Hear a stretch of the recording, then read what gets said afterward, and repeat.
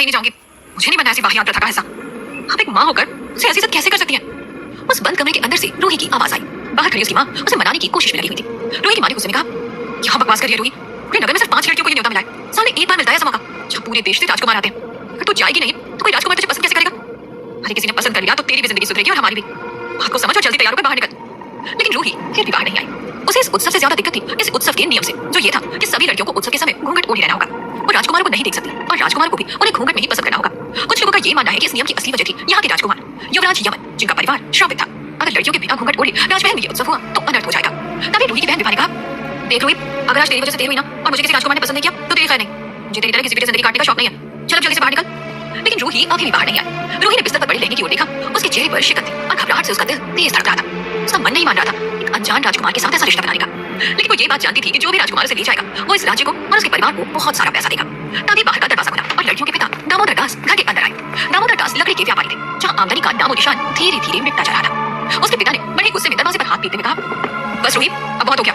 भूल गए युवराज यमन अपने अपमान का बदला कैसे लेते हैं? भूल गए तुम्हारी सहेली का क्या हर्ष हुआ था जब वो राजमहल नहीं पहुंच पाई थी? क्या वही हर्ष अपना हम लोगों का भी चाहती हो? अगर हमारे बारे में सोचती हो तो अभी इसी वक्त बाहर निकलो, बाकी आ चुकी है। दामोदर दास के इतना कहते ही रूही की मां और बहन एक पल के लिए सहम गए थे। पिता के शब्द अब तक रूही के जख्मों को कुरेद चुके थे। उसकी हैरान आंखें वही खौफनाक मंजर याद करने लगी जो उसकी सहेली के साथ हुआ था। रूही कभी युवराज यमन से मिली नहीं थी मगर उसके नाम से कांप गई।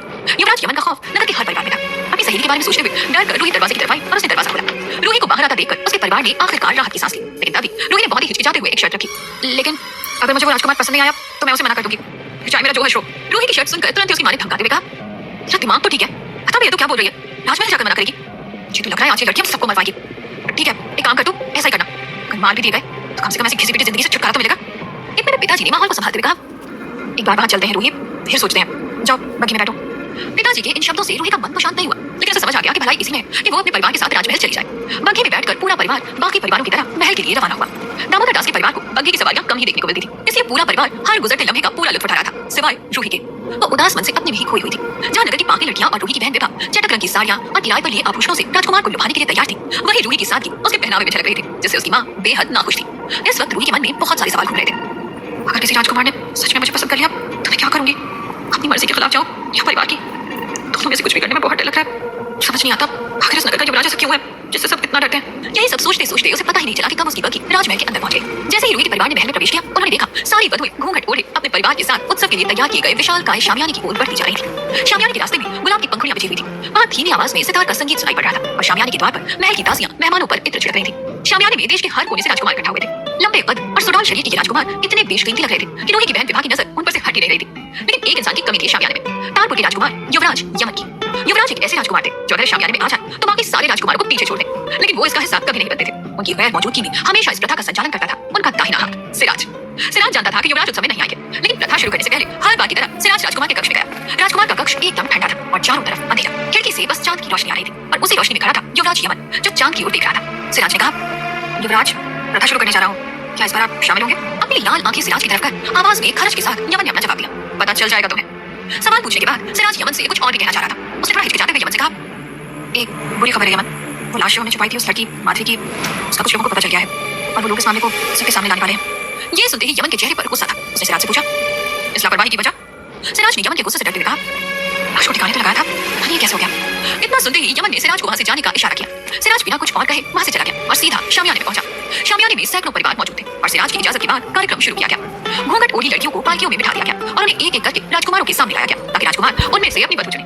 रूही कुछ कदम पीछे हुई। उसकी तो इच्छा वहां से भाग जाने की हो रही थी क्योंकि उसे ऐसा लग रहा था जैसे उसके साथ कुछ बहुत गलत होने वाला है। पालकियों को लाना शुरू किया गया और कुछ 2-3 लड़कियों के बाद बारी आई रूही की बहन विभा की, जिसके तुरंत बाद रूही की बारी आने वाली थी। जब विभा की पालकी राजकुमार के सामने गई तो कोई राजकुमार उसे अपनी वधु बनाने में दिलचस्पी नहीं ले रहा था। कुछ देर किसी राजकुमार के आगे ना आने पर सिराज समझ गया था कि विभा को कोई नहीं चुनने वाला था, तो उसने पालकियों की तरफ देखते हुए कहा, अगली पालकी लाई जाए। और जैसे ही रूही की पालकी को आगे लाया गया, दूसरी ओर से राजकुमारों की भीड़ लगनी शुरू हो गई। चेहरा ना देख पाने के बावजूद हर कोई उसके यौवन से आकर्षित होता दिख रहा था, जिसे देखकर रूही की मां ने रूही के पिता से कहा, ठीक ना जी, हमारी बेटी को सबसे अमीर और नेक दिल राजकुमार मिलेगा। विभा ने देखा कैसे उसकी बहन के लिए राजकुमारों की भीड़ लग गई थी और उसके लिए कोई आगे नहीं आया। जलन से वो अपना चेहरा घुमाकर अपने परिवार के पास जा खड़ी हुई। वही राजकुमारों के उतावले चेहरे देखती परेशान होती रूही ने खुद से कहा, कुछ ऐसा हो जाए कि कोई बचा ले मुझे इन सबसे। रूही सोचने लगी कि कहीं ऐसा ना हो कि परिवार की जिंदगी तो सुधर जाए लेकिन उसका जीवन नरक बनकर रह जाए। तभी एक राजकुमार ने आगाज किया, ये सुंदरी मेरे साम्राज्य की बहू बनेगी। ये सुनते ही रूही के माता पिता की खुशी का ठिकाना नहीं था। उनकी बेटी नगर की सबसे सुंदर लड़की थी और ये बात सब जानते थे कि एक दिन रूही किसी बड़े साम्राज्य की रानी जरूर बनेगी। लेकिन इतनी जल्दी ये होते देखकर सब बेहोश हो गए। लेकिन रूही ये सुनते ही टूट गई। उसे लगा कि अब उसका भविष्य तय हो गया। उसकी आंखों से आंसू बहने लगे। तभी दूसरी ओर से बहुत ही बुलंद आवाज आई, नहीं, ये नहीं हो सकता, ये मेरी रानी बनेगी। ये आवाज सुनते ही शामियाने में एक सन्नाटा छा गया। सब लोग एक दूसरे की तरफ देखने लगे। प्रथा के अनुसार जो राजकुमार पहले चयन कर ले वह तो उसकी होगी। तो फिर ये कौन है जिसने इस नियम को तोड़ने की बात की?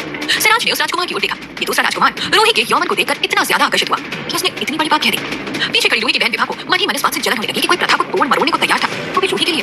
दामोदर दास के चेहरे पर चिंता की लकीरें थी। इस दूसरे राजकुमार का बर्ताव उसे कुछ ठीक नहीं लग रहा था। दूसरा राजकुमार नशे में मदमस्त होकर अपने हाथों से बाकी राजकुमारों को पीछे करते हुए रूही के पास आने की कोशिश करने लगा। सिराज ने गुस्से में खड़े होकर कहा, राजकुमार, चयन अभी खत्म नहीं हुआ, आप अपनी जगह पर बैठ जाएं अभी।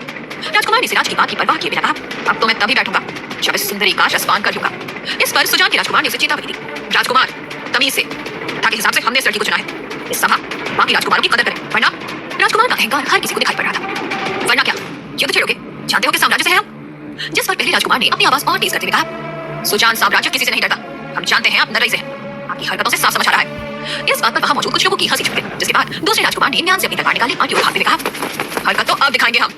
राजकुमार को अपनी ओर आता देखकर सुजान के राजकुमार ने भी अपनी तलवार निकाली। कुछ राजकुमारों ने नरई के राजकुमार को पकड़ने की कोशिश भी की, पर वो उन्हें तलवार मारता हुआ सीधा सुजान के राजकुमार के पास जा पहुंचा। दोनों की तलवारों की आवाज शामियाने में गूंज निकली। वहां मौजूद महल के कुछ पहरेदार इस लड़ाई को रोकने के लिए आए, पर नरई के राजकुमार ने उन्हें भी जख्मी कर दिया। माहौल बिगड़ते देख सिराज ने एक दासी को इशारा किया कि युवराज यमन को उस बारे में खबर दी जाए। दासी जल्द ही युवराज के कक्ष में गई और दरवाजा खटखटाते हुए कहा, माफी चाहते हो युवराज, नरई के राजकुमार नियंत्रण से बाहर हो रहे हैं।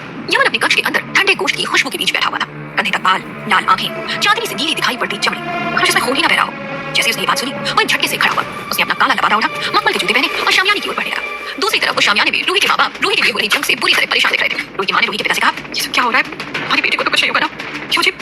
रूही के पिता के पास इन सवालों का कोई जवाब नहीं था। उन्हें भी अपनी बेटी की उतनी ही फिक्र हो रही थी जितनी माँ को। इतने में दासी ने शामियाने में आकर सिराज के कानों में कुछ फुसफुसाया, जिसे सुनकर सिराज ने ऐलान किया, सभी शांत हो जाइए, युवराज यमन अपने कक्ष से यहाँ के लिए निकल चुके हैं। भीड़ में लोगों में बातें होने लगी, क्या युवराज खुद यहाँ रहे? आज से पहले तो कभी ऐसा नहीं हुआ। आज से पहले किसी ने नियम भी तो नहीं तोड़ा। लोगों में एक हलचल मच गई।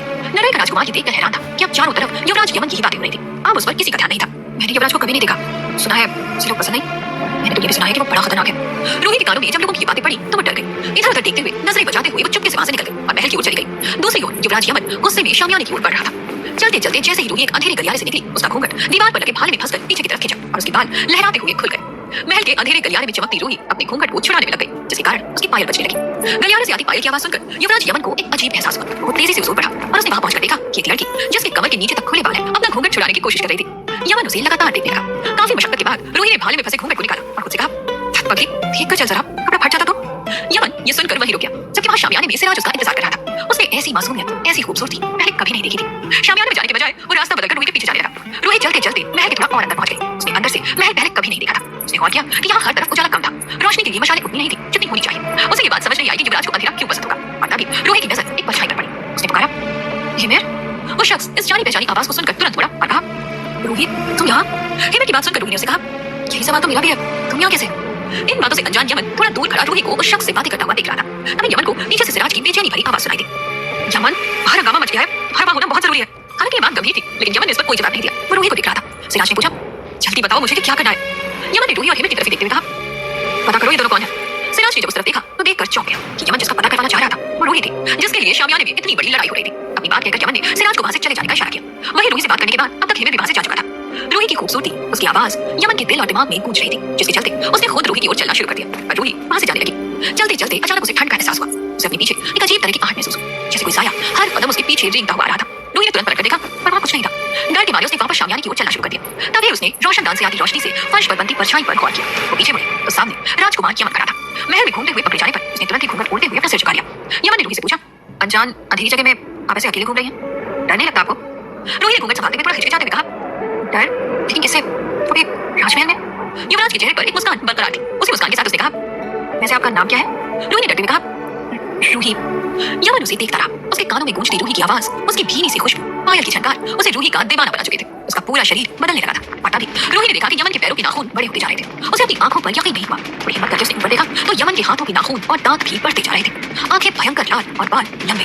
धीरे धीरे युवराज यमन एक विशाल दरिंदे में तब्दील हो रहा था। ये देखकर अगली पल रूही के कदम पीछे हटने लगे और वो भागने लगी। भागते भागते उसकी धड़कन तेज हो गई। डरती हाँफती वो शामियाने में सही सलामत वापस पहुंची। उसे समझ नहीं आ रहा था कि उसने अभी क्या देखा। वो बार बार ये देखने लगी कि कहीं वो सपना तो नहीं देख रही थी। रूही की मां ने गुस्से में उसे सवाल किया, कहाँ रह गई थी तुम? कब से ढूंढ रहे थे तुम्हें? रूही इस बात का जवाब देती कि तभी उसकी नजर सामने की ओर गई। शामियाने के एक छोर से चलता हुआ युवराज यमन अपने इंसानी रूप में वहां आया और अपनी गद्दी पर आकर बैठ गया। वहां मौजूद लड़कियों की ओर देखने लगा। सब लोग युवराज के वहां आने से चौंक गए थे और सबसे ज्यादा आश्चर्य रूही को हुआ। युवराज यमन ने उन दो राजकुमारों को देखा जो रूही के लिए लड़ रहे थे। उसने देखा कि वहां तलवार से जख्मी पहरेदार पड़े हुए थे। उसे विश्वास नहीं हुआ कि उसके महल में कोई और ऐसा करने की हिम्मत दिखा सकता था। गुस्से में यमन ने शामियाने में हर तरफ अपनी नजर घुमाई और फिर एक दमदार आवाज में कहा, ना नरई ना सुजान, ये लड़की इस नगर से कहीं नहीं जाएगी। ये हमेशा इसी नगर में रहेगी और आज के बाद ये प्रथा नहीं होगी। उसके इतना कहते ही वहां हंगामा मच गया। इस ऐलान के बाद नरई का राजकुमार भी सोच में पड़ गया था कि आखिर वो रूही को कैसे अपनी वधू बना पाएगा। लेकिन युवराज ने अपनी बात कहने के बाद एक नजर रूही की ओर देखा और वहां से चला गया। ये बात सुनकर पहले से सहमी हुई रूही अब और ज्यादा सहम गई, क्योंकि वो युवराज का ऐसा रूप देख चुकी थी जो इंसान के आसपास भी नहीं था। उसे समझ नहीं आ रहा था कि युवराज यमन ने ऐसी बात क्यों कही। वो क्या चाहते हैं उससे? क्या ये उसके लिए किसी खतरे का आगाज था? दोस्तों, आज के इस एपिसोड की कहानी बस यहीं तक। कहानी में आगे क्या होगा ये जानने के लिए जुड़े रहिए इस शो के साथ।